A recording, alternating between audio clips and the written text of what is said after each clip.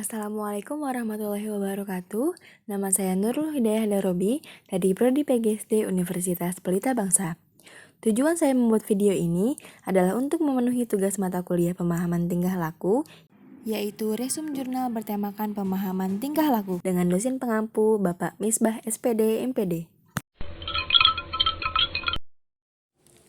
Sekarang, saya akan menjelaskan teori belajar menurut aliran psikologi humanistik dan implikasinya dalam pembelajaran. Menurut Uno, dalam bukunya, dalam teori belajar humanistik, belajar dianggap berhasil jika si pelajar memahami lingkungannya dan dirinya sendiri. Peserta didik dalam proses belajarnya harus berusaha agar lambat laun ia mampu mencapai aktualisasi diri dengan sebaik-baiknya.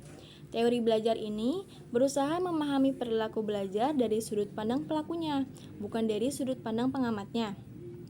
Tujuan utama para pendidik adalah membantu si peserta didik untuk mengembangkan dirinya, yaitu membantu masing-masing individu untuk mengenal diri mereka sendiri sebagai manusia yang unik dan membantu dalam mewujudkan potensi-potensi yang ada dalam diri mereka.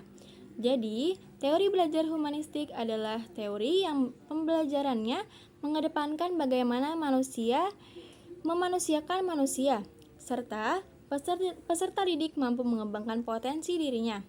Sekarang kita akan mempelajari tokoh-tokoh teori humanistik. Ada banyak sekali tokoh-tokoh teori humanistik. Ada Carl Roger, ada Arthur Combs, dan masih banyak lagi. Roger membedakan dua ciri belajar. Yang pertama ada belajar yang bermakna dan belajar yang tidak bermakna. Belajar yang bermakna terjadi jika dalam proses pembelajaran melibatkan aspek pikiran dan perasaan peserta didik. Dan belajar yang tidak bermakna terjadi jika dalam proses pembelajaran melibatkan aspek pemikiran, akan tetapi tidak melibatkan aspek perasaan peserta didik. Sekarang kita akan membahas dari Arthur Combs. Belajar terjadi apabila mempunyai arti bagi individu. Guru tidak bisa memaksakan materi yang tidak disukai atau tidak relevan bagi kehidupan mereka. Combs berpendapat bahwa banyak guru membuat kesalahan dengan asumsi bahwa peserta didik mau belajar apabila materi pembelajarannya disusun dan disajikan sebagaimana mestinya. Sekarang kita akan mempelajari tentang implikasi teori belajar humanistik.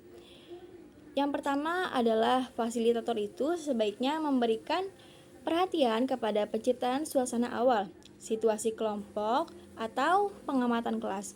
Fasilitator membantu untuk memperoleh dan memperjelas tujuan-tujuan perorangan di dalam kelas dan juga tujuan-tujuan kelompok yang bersifat umum. Dia mempercayai adanya keinginan dari masing-masing peserta didik untuk melaksanakan tujuan-tujuan yang bermakna bagi dirinya sebagai kekuatan pendorong yang tersembunyi di dalam belajar yang bermakna tadi.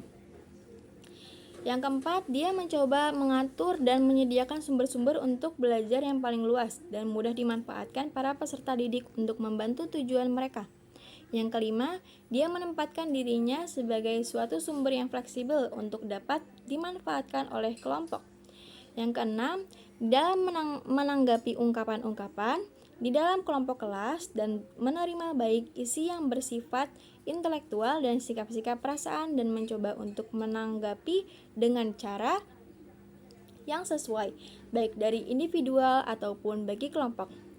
Apabila cuaca penerima kelas atau iklim kelas telah mantap, fasilitator berangsur-angsur dapat berperan sebagai seorang pendidik yang turut berpartisipasi oleh seorang anggota kelompok yang turut menyatakan pandangannya sebagai seorang individu, seperti peserta didik yang lain.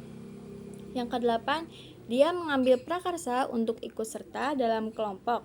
Perasaannya dan juga pikirannya dengan tidak menuntut dan juga tidak memaksakan, tetapi sebagai suatu andil, sebagai secara pribadi yang boleh saja digunakan atau ditolak oleh peserta didik.